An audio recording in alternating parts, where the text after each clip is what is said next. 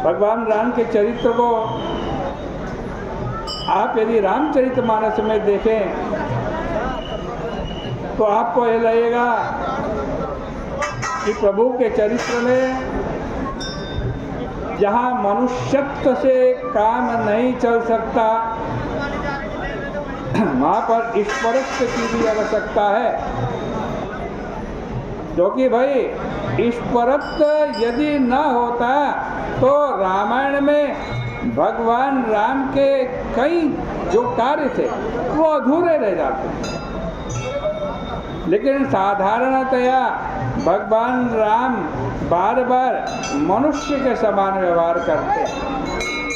हाँ, यदा कदा वो अपने ईश्वरत्व को भी दिखा देते। जैसे कौशल्या माता के सामने भगवान ने दिखा। कौशल्या माता जब पूजा कर रही थी, भगवान को भोग लगाया, भोग रख करके पर्दा लगा दिया आगे, आंख बंद करके के माता बैठ गई।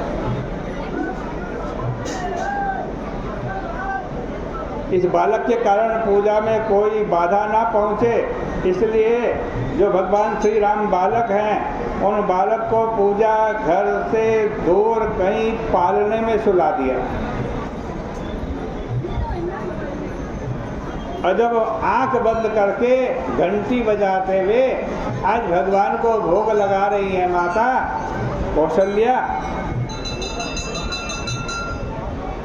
यह प्रभु हमारे भोग को स्वीकार कर लो, हमारे प्रसाद को स्वीकार कर लो।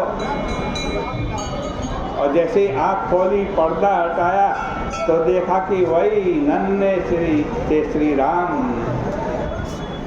नैवेद्य बड़े आनंद से स्वीकार कर रहे। माँ घबरा गई, बड़ा अनर्थ हो गया, यह तो बड़ी भारी समस्या हो गई। बालक ने भगवान का भोग झूठा कर दिया, प्रसाद झूठा कर दिया उन्हें। लेकिन उनको उससे भी ज्यादा घबराहट इस बात से हुई कि ये बालक यहाँ कैसे आ गया। मैं तो उसको दूर पालने में सुला करके आई थी, अभी तो ये चलने योग्य भी नहीं, फिर इतनी दूर चल करके कैसे आ गया। और जब जाकर के देखती हैं तो दिखाई दिया कि बालक तो पालने में सोया था। लेकिन फिर जब वापस लौट करके आई तो देखा बालक प्रसाद खा रहा है, भोग खा रहा है। कौशल्या अम्बा तो सोच में पड़ गई।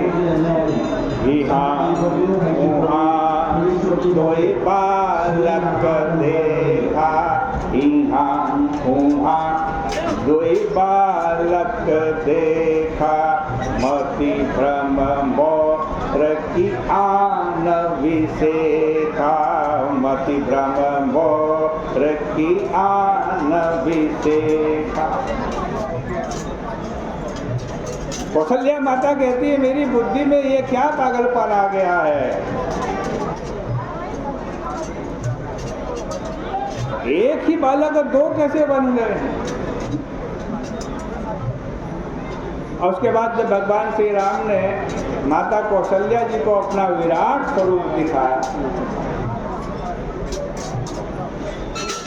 यद्यपि विराट स्वरूप दिखाने के बाद भगवान को कहना चाहिए था कि अब तो तुमने पहचान लिया कि मैं ईश्वर हूँ, अब तो तुम्हें कोई भ्रम नहीं होगा।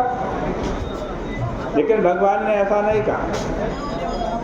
अभी तो गोस्वामी जी कहते हैं कि अपना ईश्वरत्व दिखाने के बाद कौशल्या अम्बा से हाथ जोड़कर भगवान कहने लगे, माँ मेरी प्रार्थना है कि यह बात आप किसी को मत बताइएगा कि मैं ईश्वर हूँ। यह जनी कतम कहाँ की सुन माई, यह जनी कतम कहाँ से सुन माई। हे माई, ये बात किसी को मत बताना।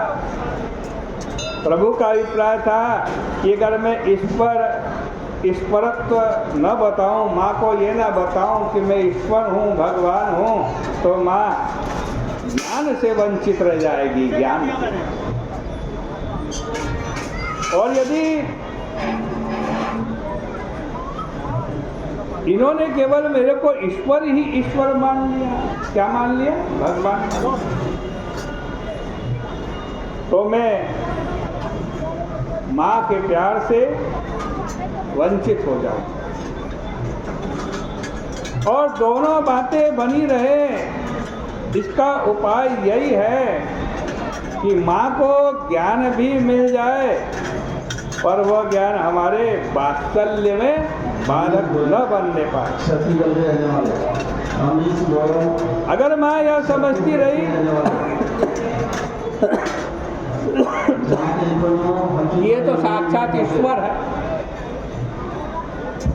तो न तो गोद में सुलाएंगी, न मुझे दूध पिलाएंगी, न मुझे प्यार करेंगी, वरन ईश्वर समझकर मेरी पूजा करने लगी। इसलिए ज्ञान और प्रेम दोनों बना रहे। गोस्वामी जी ने कहा कि भगवान ने इतना ही नहीं किया, अभी तो वर्णन आता है कि उसके बाद तो भगवान राम रोने लगे दूध पीने के लिए, और कौशल्याम्बा सारा विराट रूप बोलकर दूध राखी कराव पय पाना, भगवान को गोद में बिठाया और भगवान को दूध पिलाने लगी। अभी भगवान को दूध पीने दो, इसकी आगे की चर्चा कल के प्रसंग में आपके सामने करेंगे। बोले गंगा मैया की